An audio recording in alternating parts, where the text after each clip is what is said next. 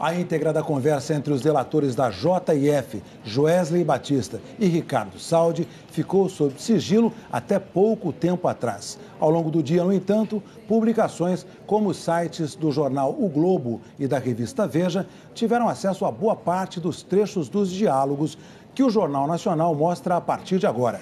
Por longos minutos, a conversa é sobre o ex-procurador Marcelo Miller, que trabalhou como auxiliar no gabinete de Rodrigo Janot durante 3 anos. No dia em que o diálogo foi gravado, dia 17 de março deste ano, Miller ainda trabalhava na Procuradoria-Geral da República. Pouco depois, ele deixaria o Ministério Público para se tornar sócio de um escritório que atuou no acordo de leniência da JF.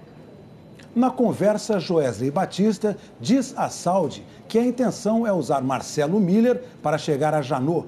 Eles se referem também a uma mulher de nome Fernanda, que seria a advogada Fernanda Totman, que trabalha para a JBS. Por isso é que eu quero, nós dois, temos que estar 100% alinhados, nós dois e o Marcelo, entendeu? Para nós... Mas nós dois temos que operar o Marcelo direitinho para chegar no Janot e pá, que nós temos, eu acho, é o que eu falei para Fernanda, é o que eu falei para nós nunca podemos ser o primeiro, nós temos que ser o último. Nós não podemos ser, nós temos que ser a tampa do caixão. Fez para Fernanda, nós não vamos ser nunca quem vai dar o primeiro tiro, não vai ser quem vai dar o último tiro, não vai ser quem vai bater o prego da tampa. Isso.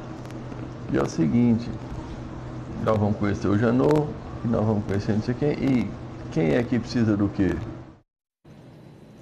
Em outra parte da conversa, Joesley Batista e Ricardo Saldi especulam se Rodrigo Janot teria conhecimento das tratativas que diziam manter com Marcelo Miller, ou se algum outro interlocutor teria levado estas tratativas ao conhecimento de Janot. Eles citam Eduardo Pelela, chefe de gabinete de Janot. Janot sabe tudo. A turma já falou pro Janot. Não, Marcelo, nós falamos pro Anselmo, que o Anselmo falou pro Pelela, que falou pro não sei o que lá, que falou pro Janot, o Janot tá sabendo. Aí o Janot espertão. O que o Janot falou? Bota pra põe pressão neles pra eles entregar tudo. Mas não mexe com eles. Dá pânico neles. Mas não mexe com eles. Em seguida, Joesley Batista continua a especular sobre o comportamento de Janot. Nesse ponto, é possível depreender que Joesley não tem ideia sobre se o procurador-geral sabia das conversas com Marcelo Miller. Ricardo Saldi estranha que ninguém na Procuradoria os tenha procurado oficialmente. Nós já estamos combinados. O que não foi combinado para gente? Porque não pode ser combinado. Porque não pode ser combinado. Você não pode entender isso. Eu entendo, eu não devia estar entendendo. Eu entendo. Ninguém está entendendo. É por isso que eu estou dizendo. É a pretensão que eu acho. Eu tenho a pretensão que eu posso estar completamente errado. Eu tenho a pretensão de achar que eu estou entendendo. Eu acho que eu entendo o que as pessoas acham. Cara, em condição normal de pressão e temperatura, eles estão fazendo o que era previsível deles fazer. Pensa você no lugar deles. Eles são espertão. O que eles fariam? Toca pressão nesse povo, mas não mexe com eles. Eu não sei se eu tô falando assim no... A conversa continua sobre meios para se chegar a Rodrigo Janot. Fica ainda mais claro que foram orientados pelo então procurador Marcelo Miller. Eles comentam que top, ou seja, o principal, seria o presidente Michel Temer. Essa conversa foi gravada 10 dias depois da visita de Joesley Batista ao Palácio do Jaburu, em que o empresário gravou o presidente Michel Temer.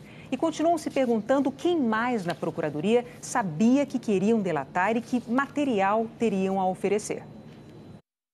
Foi certo, explicando. O Marcelo deu uma tarefa para casa, uma nossa vez que é muito fácil, ele quer mais ele. Ele já contou para o Janot que a gente tem muito mais para entregar.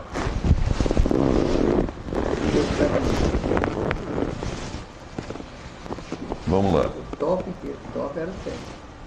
Cuidado do tênis. Vamos dar um passo atrás. Sim, na minha cabeça. O Marcelo é do MPF. Ponto.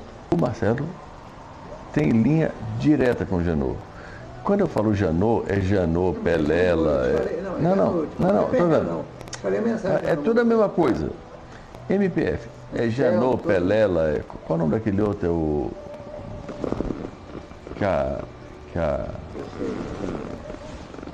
Isso. Então é o seguinte. Não, Janot, Pelela. E o outro lá? Ricardo, nós somos joia da coroa deles. O Marcelo já descobriu e já falou pro Janot. O Janot, nós temos o pessoal que vai dar todas as provas que nós precisamos. Ele já entendeu isso. Pouco depois, Ricardo Saldi propõe a Joesley que eles peçam a Marcelo Miller para levá-los para uma conversa com Janot. Na hora que você falou para o Marcelo que você quer falar com o Janot, você falou com a Fernanda. Não, ele não falou isso, você nunca falou para ele. Não, nunca falei. Então, ele está mentindo. Falou com a Fernanda. Você falou para ele, Marcelo, vem cá, vamos levar nós dois para lá. Você nunca falou isso para ele. Faz para ele terça-feira para você ver. No trecho a seguir, Ricardo Saldi especula que Rodrigo Janot já estaria acertado para advogar no mesmo escritório de Marcelo Miller ao fim de seu mandato na Procuradoria-Geral da República. Um amigo comum, que é dono desse escritório, que é onde o Janot vai trabalhar depois junto. Eu já entendi agora. O Marcelo saiu antes. Tem um outro saindo que me contou, é Christian. Ele está tudo no nosso negócio, só de Christian, não sei o quê. Então, e o Janot não vai concorrer, vai sair, vai vir advogar junto com ele esse Christian nesse escritório. Vão ser um escritório único, vai estar ele, esse Christian e o Janot no escritório. Durante o pronunciamento de ontem, Rodrigo Janot afirmou que a Procuradoria obteve áudios com conteúdo gravíssimo, com referências indevidas ao Supremo Tribunal Federal e à Procuradoria-Geral da República. No entanto, na petição em que abre o procedimento de revisão do acordo de delação, Janot diz que há no áudio trechos que indicam a omissão dolosa de crimes praticados pelos colaboradores, terceiros e outras autoridades, inclusive o Supremo Tribunal Federal. Nos áudios divulgados durante a tarde, não há citação a nenhum ministro relacionado a irregularidades, deslizes e muito menos a atitudes criminosas. Mas, em um trecho da conversa, referindo-se a um interlocutor não claramente identificado, Joesley Batista e Ricardo Saldi discutem usar Zé Eduardo, o ex-ministro da Justiça do governo Dilma Rousseff, José Eduardo Cardoso, para chegar ao Supremo. Ele ficou enlouquecido com o Zé Eduardo.